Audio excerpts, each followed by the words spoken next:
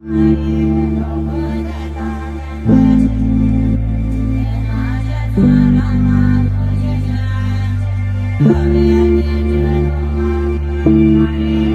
maybe start and talk about the involvement of ARL in the 𝒂𝒂𝒂𝒑𝒉𝒚 projects, we are artistic researchers, no? And I think what excited me and also gave me kind of a level of nervousness was needing to ground what is essentially a commercial undertaking and build a kind of a criticality that holds it all. At the same time, try to confront this binary and this kind of ghettoized position of craft, you know, in contemporary arts more broadly. I also think to do this kind of work from Durban puts a very particular kind of demand. So I'm also curious to understand how did the stuff initially land with you? So I think one of the things that's interesting for me is we're working outside of a research space. Sure. So that was also quite intimidating. I'm used to bringing research processes to research projects. I'm not used to bringing research processes to commercial products. Got you. Yes, So it's similar to what you're saying, where we've got this commercial endeavor where I think the funders themselves weren't necessarily thinking research, you know, in the crafting of the project. Sure.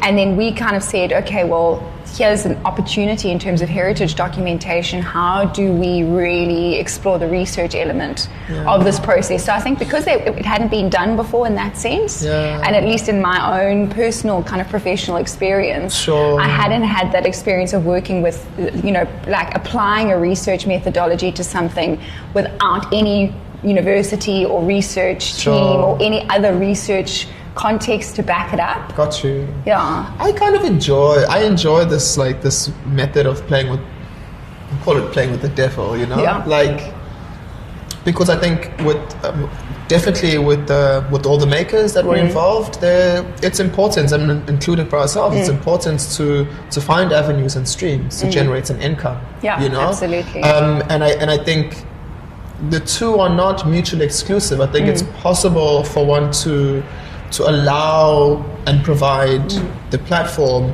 for people to sell and generate an income, and at the same time to have a group of researchers that are walking that journey and trying to do some of the reparative work of how we might understand so-called craft and what what is the cultural resonance of materials that get made and get sold somewhere, and some of the substance is sometimes lost in the marketplace, you know, and so we're kind of working together to ensure that that history and that presence is contained throughout the process, you know. And I think it's interesting when it comes to value, because, you know, you think about market value of something, right? And you think, okay, what is the materiality of it? What is it made out of? That often influences the market value. True. How popular that thing is will influence the market value. How rare it is will influence the market value. But what's been interesting for me working on this is that the research has influenced my concept of the value of this work. Like, I have a much, much greater appreciation and understanding of the real the work and the history that goes into each single object. You know, like having an understanding of the materiality of it from, you know, like the source of the material itself through the processes that are applied to that material, and then seeing how that's crafted into an object. I have a lot more respect for the objects, and it, you know, it's given me a lot more insight into that and appreciation for that I think I previously didn't have necessarily for this kind of work. So I think that's been valuable, for me at least. I mean, I'm with you all the way, because I mean, for us to have done these site visits and spend time with people making the stuff, sourcing. I mean, for me, like, the most eye-opening was bearing witness to how people were dying, the reeds, kind of like this cooking or boiling of discarded cans, you know, and the rust being used as a dye, and you know, just like, and I think there's something about, like, we think of artists in studio, yes, and I'm not sure how we've seen or imagined people who work, you know, with these products, kind of like, you know, their studio experience, as it were. And I think, like, to think in the context of space and artistic practice, there's something to be said about where most of these materials are made, which is in rural areas.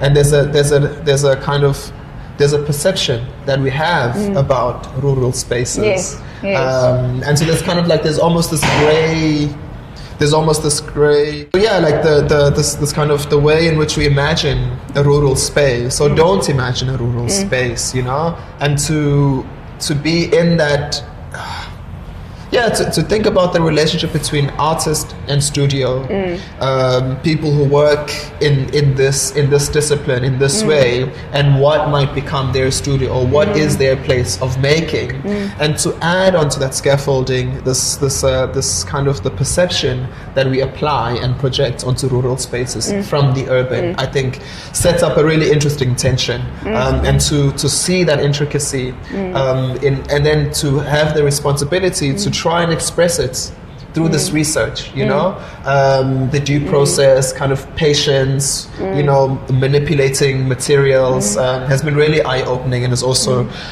elevated my appreciation for the products that we see. I mean, I think that thing of responsibility is also important, and it's interesting, because it does feel like, you know, it does feel like a responsibility, and I think it's challenging, you know, it's one of those things that's challenging from a research perspective, because in some ways you're always on the outside. Like, you can speak a language, you can be a so-called insider into a community culturally, but as soon as you're taking on the role of researcher, you're taking on the role of observer, so you're taking on the role of somewhat of the outsider. Got you. And then there's that thing of the responsibility of representation. You know, like, how do you adequately represent and kind of take the time to showcase, I think, going back to value, the value of this kind of work in a way that, for me, the most important part is not necessarily how an audience receives it, but how the makers receive it. Got you. You know, right, because right, it's about their work. So you know, that's actually, for me, where the research becomes quite interesting, because it's not to try and market a particular product. Sure. You know, it's also to show, you know, is there a process where you start to see the value of your own work through this particular lens, you know, as through the research lens. Yeah.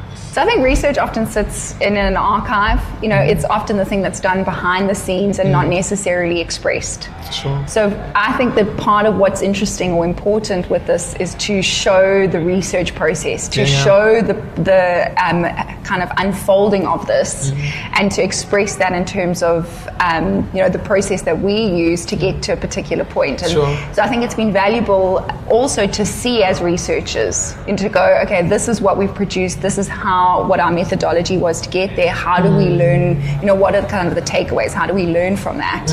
And then to juxtapose, to position the documentation in relation to real tangible objects. You know, they're two kind of different types of materials. So I think that's also quite important and interesting. I mean, it's to carry out, maybe to pick up on this point of responsibility.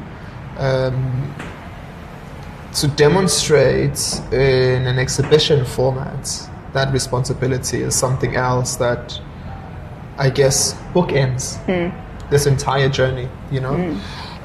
So to mount this exhibition, Okwethu Okwezandla, which sought to play with this idiom, you know, that is hard to like translate in a clinical term, but it's often like used, as I mentioned, when someone kind of denotes or expresses this moment or this incident of impossibility, you know, Okwethu Okwezandla,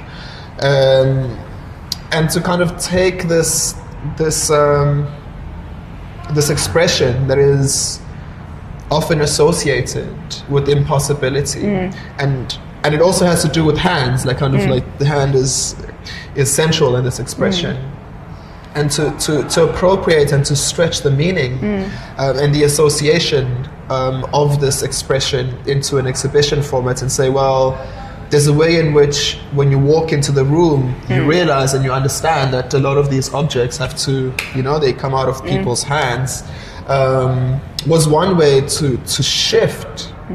Again, like working from Durban, this requires, on the one hand, to comply, at the same time to be disobedience and transgressive in some way, and to kind of work at those two things. Because I think there are people who might walk in here with a very particular interpretation of what this title and what this expression means, and you've applied it differently. But I think when they do walk in and they look around and they look at the title, they see the relationship and they see how the slippage is so productive. Yes. And then we started talking about how to pay homage to the people that we've learned from over the years. And then you had the suggestion to possibly to spark this conversation with Panzi Museum. And I think it comes from a genuine place of, and I do believe that research should come from a genuine place of curiosity.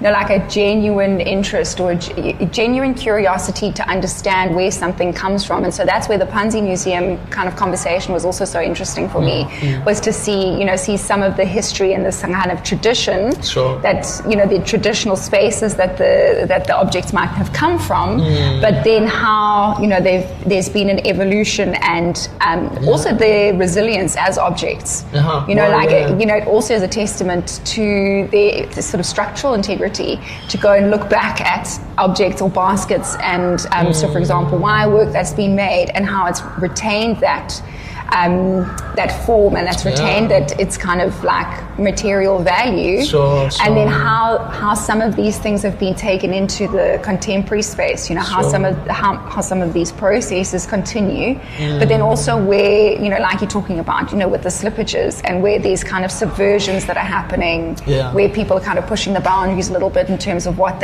how that product has previously been used to how it's now being used. And then, that kind of subverts tradition. And if you are sort of have a particular belief system, like these things must be used in this particular way. You see that in the art industry all the time. You've got your purists who are like, this is printmaking and this is the only way to do printmaking and you can't possibly deviate from this.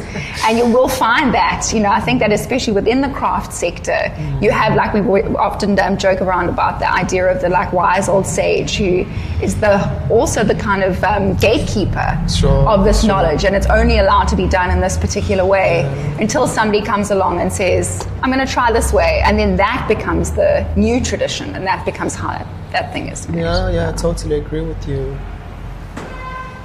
And it's also to observe how makers themselves have done that, and it's not we are not imposing this idea. We're not kind of shoehorning this notion that people are doing the reinterpretation. We are simply just pointing to it, and so what we try to do with this exhibition is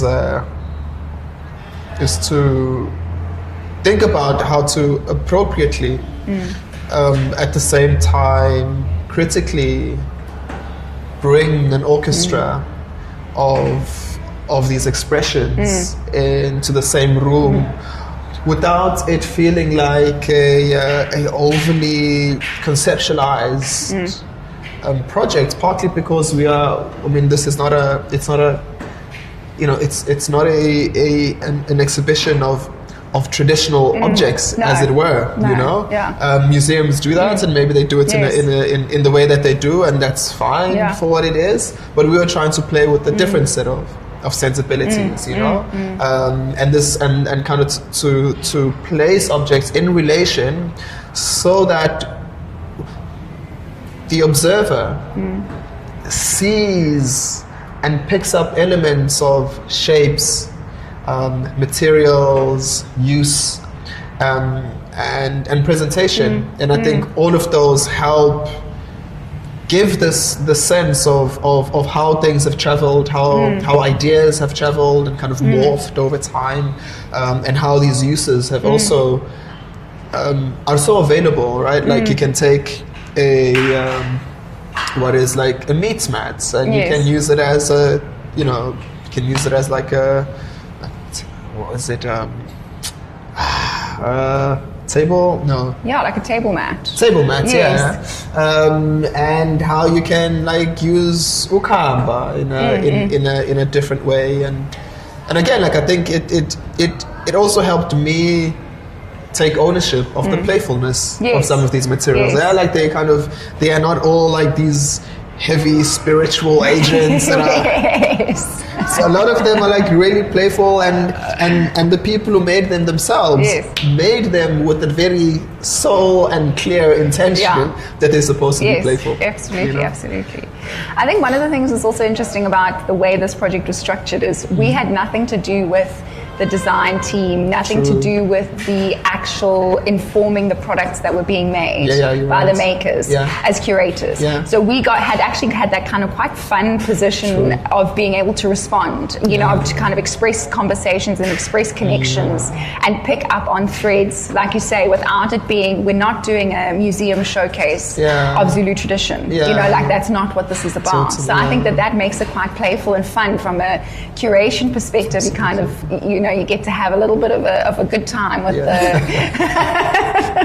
mean, I think it's important. I think that especially in the discourse at the moment, there's a lot of heaviness and there's a lot of weight around this division, you know, this historical division that we have between craft and fine art. And so there is a natural seriousness that needs to be brought to that conversation. But at the same time, sometimes that can be a little bit intimidating. You know, it can put you off wanting to engage with it. So I think it is interesting to find the slippages between these two, you know, between these different spaces and to kind of play in the middle of them.